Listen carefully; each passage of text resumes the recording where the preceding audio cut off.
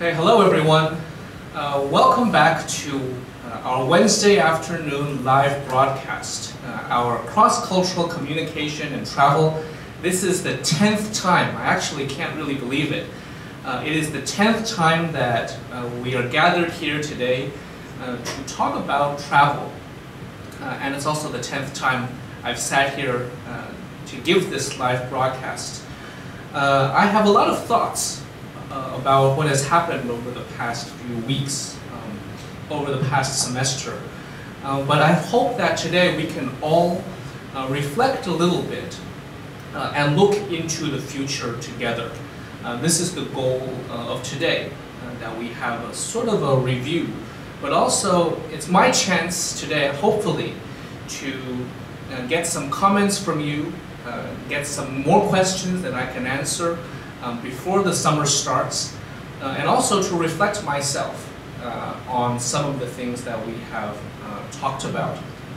Okay, so the first thing that I want to mention to you all, the cards that I have here on the desk in front of me.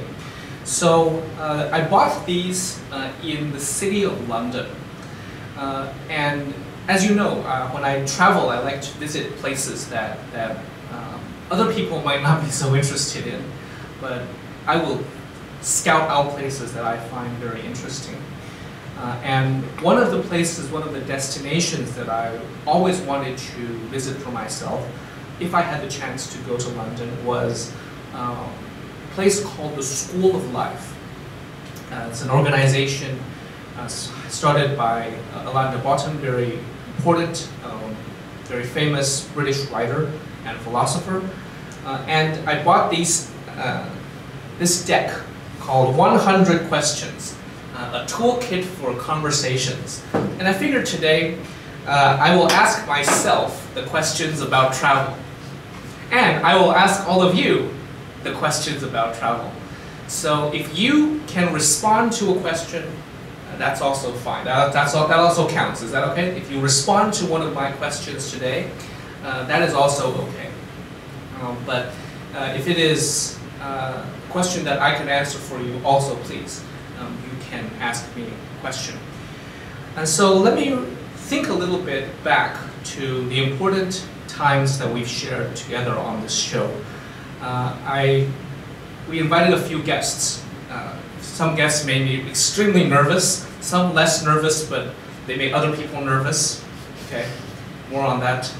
Okay, that doesn't really matter. Okay, but the first guest that we had on the show was Chris. We talked about Germany. Chris is a German student studying here in Taiwan. And so we talked about cross-cultural differences between Taiwan and Germany from his perspective as a German here in Taiwan. And of course, we shared some Taiwanese snacks. It was the most food we had on the show. Yeah, it was a nice day. And the second time we had a guest, Emil. We talked about going to Nebraska on an academic trip. Other guests include Sharon, who talked to us about going to mainland China to participate in a speech contest and our travels to Europe, particularly to Italy. Two of my professors, Professor Joe Murphy and Father Daniel Bauer, talked about their travels. Professor Murphy talked about his literary travels in Europe, in the United States. Father Bauer talked about the Philippines. And very important guest who had the most views online that day, our assistant Christine, who talked about her life in Central America and Belize. It was, I think, many different things I learned across the past few weeks, and I'm very grateful.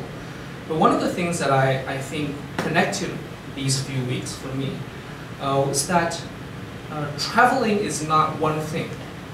And we often think about traveling and it's sort of, you imagine some things, right? You imagine going somewhere. There is something very general when you think about the word travel.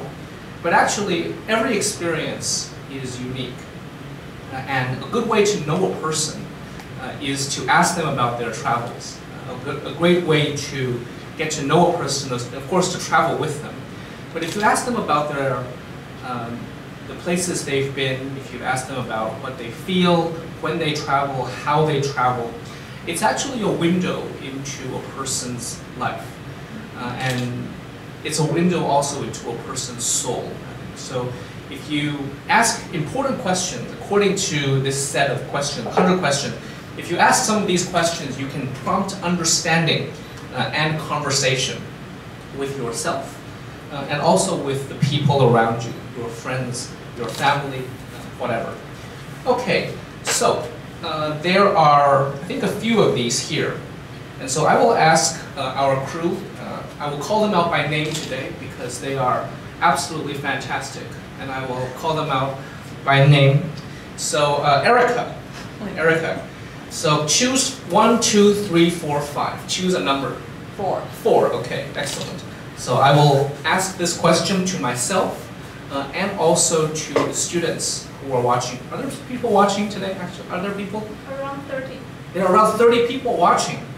Wow, 大家都想自学点数哈。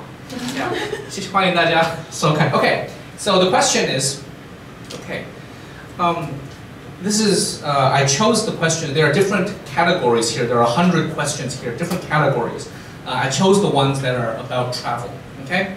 So the question is, are you more attracted to a nomadic or settled life? Now the word nomadic means you move around to different places. Sometimes you live here, sometimes you live on the road in some sense. Or do you prefer having a life that is settled? You choose a place and then you just live there. Okay, so students, you can start thinking about that and you can answer. Repeat it. Can you repeat? Yes, of course, I'll repeat the question. The question is, are you more attracted to a nomadic or settled life? Okay, and students, you can choose to answer this. And I will, of course, I'll give you my opinion. So, I cannot really imagine myself living a nomadic life, actually. I know that there's something very interesting I want to share with you now that I thought about this question. So when I was studying in Germany, I remember visiting the hometown of one of my friends in Germany. Her name is Julia, and we visited her family's home. And I remember asking them, when I was there, the house, they lived in a very small, very quaint neighborhood. And they lived there for many years. And Julia and her family shared with us how they chose the space. They chose this place to put down their roots. They bought the land, or some family owned the land, but they built the house themselves with the help of family. They laid down the brickworks themselves, the electricity. Of course, they had some help, but they personally built their own houses, their own house, and the furniture, everything designed by themselves. And you really have to settle down. You have to decide, okay, so this is where I want to live for the rest of my life. This is where I want to raise my family for 20, 30 years. And I'm attracted to this kind of lifestyle. Okay, I'm kind of attracted to this lifestyle. Okay, so thank you, Iris. I think that it's wonderful to be able to move around, to travel everywhere. But it's also a very nice feeling to know that you have a place that you can call home. And for some reason, though, I feel that Taiwan doesn't promote this kind of feeling for me. For some reason, I don't get the feeling of being very settled living here in Taiwan. I feel that there's always some place beyond. This is me personally, living here in Taiwan. I feel that there's always somewhere beyond, somewhere outside waiting. So my answer to this question is, I think living a settled life is wonderful, but I'm not sure I've found the place yet. One of the things that Julia told me when I was in Germany, I was asking her, so do you want to do the same thing as your parents? Do you want to find a place, start a family, and build a house, and so on. And she said that our generation now, we have more opportunities to move around and live in different places and choose different kinds of lifestyles in the course of our career, course of our life. So I think it's a tempting thought, something we should all think about, whether you want to put down roots, buy a house, or you want to rent, go from place to place and have more freedom. Living here in Taiwan, it doesn't seem like that much of a difference, right? Living in Tainan and living in Taipei, so they're actually not too far away. But if you live in a place like the United States or Europe, in Europe it can be a completely different country, actually. Not too far, but still a completely different country. And same thing in the United States. I remember when I was researching schools in the United States about, they ask you, one of the questions is you have to think about the climate you want to live in. And that's a factor when you're deciding where you want to study. That wouldn't happen in Taiwan, right? You wouldn't think about, oh, the climate in China is too hot, so I don't want to go there. I don't think that's what a lot of people think about. But anyway, that is the first question. And students, if you want to answer this question, we welcome your answers. Okay, now is your chance. I'm going to answer one question from the students. Do we have questions? Yes. Yes. So, a question from Bao Yi. Leo. He asks that, what is the most difficult thing you have encountered during your first travel? My first travel? My first travel? That's a hard question to answer because I can't really remember the first time I traveled. I was with my parents the first time that I traveled. But I can tell you, when I was old enough to know about travel, the difficulties of traveling. I remember being very young and traveling with my mother. So my mother and my sister, my younger sister, who was 6 years younger than me, she was just born at the time, maybe 1 year old, and me, 3 of us. And we had to take a plane. And my sister started vomiting on the plane and started crying on the plane. And I think that is really difficult for a mother. Okay, yeah, that's what I remember as being very, very difficult. For me, traveling is not so difficult because it's always a little bit exciting. There's always something fun, and you sort of, when you're on the road, you look forward to something. And difficulties, not finding your way, getting lost, maybe, those are different. I got mugged once in Germany, but that's part of that. So I got robbed. Yeah, but that can happen even if you're not traveling, right? So that's my answer. Okay, maybe one more. Okay. When you travel around, have you ever met any unexpected situation? This is from Zhen Min Yang. Min Yang. Hi, Min Yang. Thanks for the question. I think there are all kinds of unexpected situations. There's always something weird that happens. My fiance and Lillian, we had to take a taxi to run after a bus once. Okay, this has happened in Taiwan because the bus wanted to leave early, 10 minutes early for some reason, and then we had to 就计程车追那个客运。That's unexpected, right? Other unexpected things, I think, you get to a place that you really want to visit, but it's closed. Simply because that it's closed that day for various reasons. Maybe it's a day for renovation. Maybe, and there are disappointments along the way. But I think that's part of the fun. Unexpected things are part of the fun. When you are on the road, not everything will go as planned. But that's like life, right? You plan your life, and sometimes bad things happen. And you have to deal with it, and you have to keep going. And so yeah, unexpected things. Some good, some not so good, but always exciting. Always something new to experience. That's a very general answer, but I'll give it. I'll let it go. Okay, so second crew member, Tina. Thank you so much for your consistent help over the past few months. So Tina, choose a number between 1 and 5. Two. Two, okay. So two, this is a second question. Probably will answer all of the questions by the time this hour is over. Okay. The question is, if you had to live somewhere else, where would you live? If you had to live somewhere else, where would you live? So students, you can answer this question. If I had to live somewhere else, where would I live? I think I've been asked this question before by students on this show. And the truth is, I don't know, actually. I don't know where I would choose to live because it depends on a lot of things. Living somewhere, traveling to some place, and then being a long-term traveler there and putting down, roots for some time, I suppose, is not easy. I think, though, I would choose a country in which I can speak the language. So yeah, somewhere else in Taiwan where people understand me, but I like Taipei very much. Maybe the United Kingdom, England, or the United States. Somewhere that my language skills are good enough so that I don't have to depend on someone else for all the important things. So yeah, that's my choice. I would probably live in a city.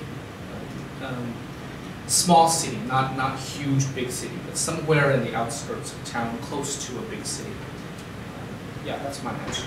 Okay, so students, you can answer that question if you want. Okay, and I'll answer some more questions from the audience. Okay. So. There's a question from Yu Huixuan. Huixuan, hello Huixuan. She asks you which holiday you joined that makes you the most impressive. Holiday that I joined? I mean around the world. Yes, holiday. Like 节庆嘛, 节庆. Festival? Festival, yes. Maybe I suppose that's the question. Festival. I think one comes to mind the most, which is the Christmas festivities in Europe, particularly in Germany. In Taiwan, we celebrate Christmas, but I think it's very Americanized. It's a very commercialized way of celebrating Christmas. And there are traditions that we keep in Taiwan regarding Christmas that are actually they're not conventionally European. And so learning about the differences between how Americans and Europeans celebrate Christmas, and the similarities, of course, was a wonderful experience for me. I remember that in the month of November, because the Christmas markets open up in Europe, and they stay open until after Christmas. And there are some very famous ones. And so we made a plan, my fiancée Lily and I, we made a plan to visit some of the most famous cities. So to visit the cities, of course, that's wonderful, but to visit the Christmas markets in those cities. And I think I'm very grateful for this experience because normally you don't get this chance. In Taiwan, you don't get like a week or 2 weeks off to go to Europe and to enjoy the Christmas markets there. I think it's a very unique experience that I was able to have, that we were able to have because we were living there. And so I remember going to the cities, first of all, to the city of Nuremberg, the city of Cologne, and the city of Dresden, of Leipzig, and of course my hometown in Germany, Bayreuth. And watching how the different Christmas markets are set up, how it's very German, how they celebrate these wooden domes, wooden cabins, how they set it up, the similar traditions, and also the unique traditions that they have in the Christmas markets. That was the festival that I remember very, very clearly. But there are others, of course. Carnival is very interesting. Easter is very interesting as well. Okay, so I will say it's Christmas, and we'll move on. Okay, one more. Okay. Thank you. One more from Huang Wenkuan. Wenkuan, hello Wenkuan. Thank you for watching. He asks, is there any country that you think you belong to a country that gives you a feeling of home? Taiwan, yes. I feel very much, that's an easy question, right? I feel very much at home in Taiwan, but I'm not sure, actually.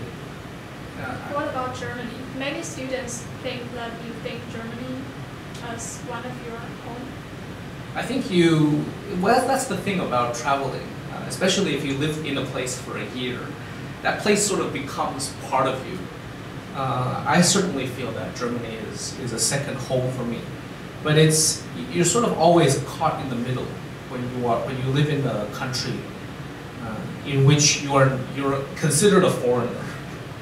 You will always have this feeling. And Germany is not like Taiwan. Germany is a place where I feel like an outsider. Of course, you feel like it's home in some ways, but in some ways I feel that it is still a foreign place. And I suppose, yeah, Taiwan is the place where I feel most at home. But I think I've shared this with you during one of the times that we didn't have a guest. I felt very much at home when I was in Britain, in London. There's a feeling of being assimilated into a multicultural, and something that you feel very equal with other people. Yeah, not so much Nebraska, because Nebraska is very white. Yeah, you feel like an outsider. But in London, I felt very much like okay, I'm not so different. Maybe it's because I was in Germany for too long.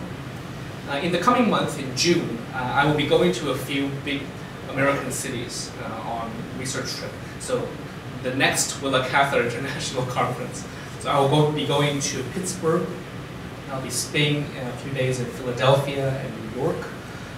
And I'll have a day in San Francisco. And maybe I'll have some new thoughts about the United States.